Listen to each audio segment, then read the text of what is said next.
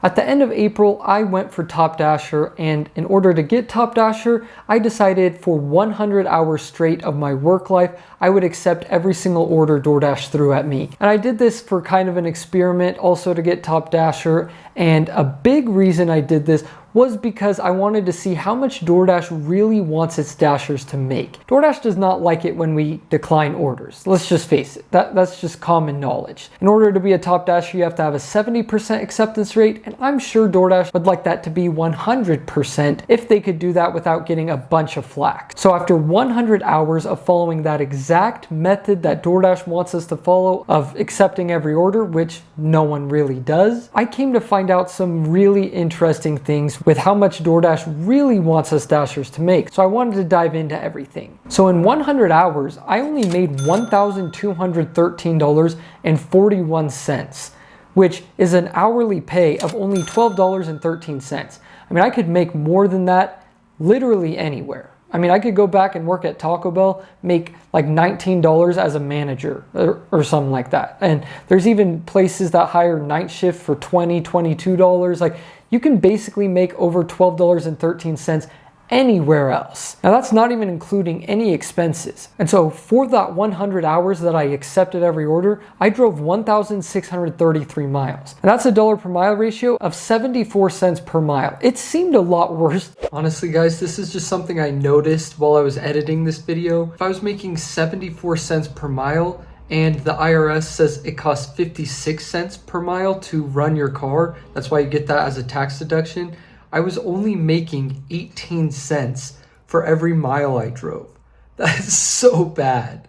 But I did have some orders that were like $2 per mile, some $1.50 per mile, and so it averaged out to 74 cents per mile, which is awful. I mean, if you didn't see the video, you can check it out. I'll link it up top for you guys, and you can go watch that and then come back and watch this video. But I had orders that were like $3 for 11 miles and just absolute garbage like that DoorDash expects Dashers to deliver, which is just flat out wrong in my opinion. I think the people who don't tip like that and are ordering from super far away just shouldn't ever get their order. That's just my opinion though. So we have that $1,213.41 I made. Now because I drove that many miles, my gas expense was $212.29. So right off the bat, after you factor in gas expense, I only made $1,000. Like, that is so bad. That drops it all the way down to $10 an hour after you factor in gas. But that is not the only expense that comes with being a DoorDash driver. And for a lot of returning viewers, you guys know how I do my finance breakdowns, but maybe some new Dashers are watching this, or some people who aren't DoorDash drivers are watching this looking into it, if it's worth it or not. And so there are some other expenses that coincide with being a DoorDash driver. And the next one would be car savings and car repairs. If you plan to do this long term, you're gonna wanna have a new car savings fund, which I just put in a little bit of money after every shift into that fund because I'm gonna have to buy a new car eventually, probably in the next 2 years. So you have to put money towards that, and also car repairs, car maintenance. I also have a fund for that as well. So for that, I put away $60.67, bringing my total after those expenses to $940.45. And that's for 100 hours of work, which is just so sad. And that doesn't even include the taxes. So as a DoorDash driver, you're an independent contractor. So you do have to pay taxes on everything that you earn. It doesn't just come out of your weekly paycheck like it would at a normal W-2 job. So for me, my taxes, I pulled out $89.68. And that's because I drove all those miles, and for every mile you drive, you do get a 56-cent tax deduction.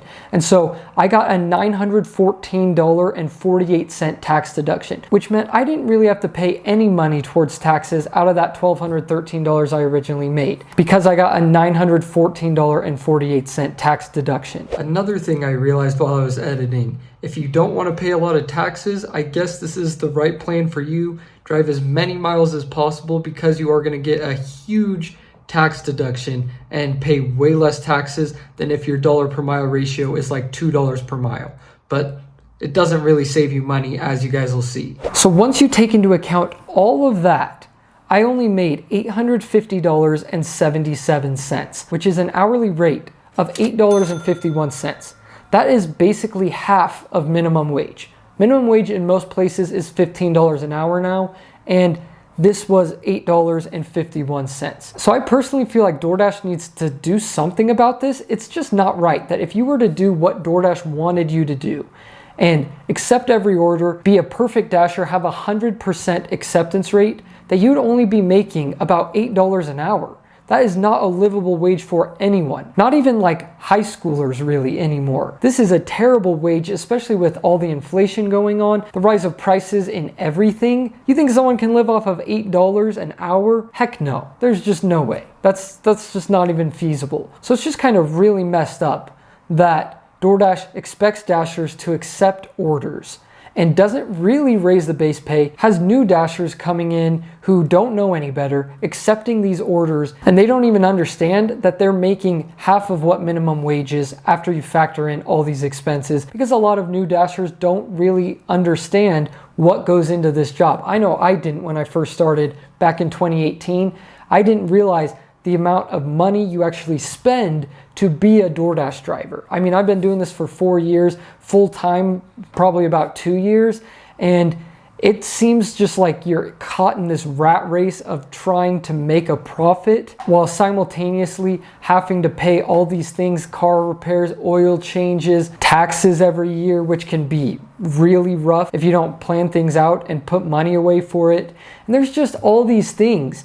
And if you were to do what DoorDash wants you to do, you're making $8 an hour. It's just ridiculous. I don't know what DoorDash can do to combat this, especially since their stock price has dropped almost 15% in 5 days. Yeah, they're losing money on the regular right now. So it's not like they're gonna raise the base pay anytime soon. But it seems like the pay, if you were to accept every single order, should be a lot more than this. It should at least be minimum wage. I don't know if they're gonna have to make it nationwide, what they do in California with Prop 22. I don't really know what they're gonna do, but there's much smarter people than me, many people making way more than I do, and that's their job to figure out. Because pretty soon, they're gonna lose a whole bunch of dashers, because I personally feel like DoorDash pay has lowered as the rise of every other person's pay, especially minimum wage, and also the rise of prices all around have gone up. And DoorDash pay, they've slowly cut the base pay over time to where we're making less now than we used to.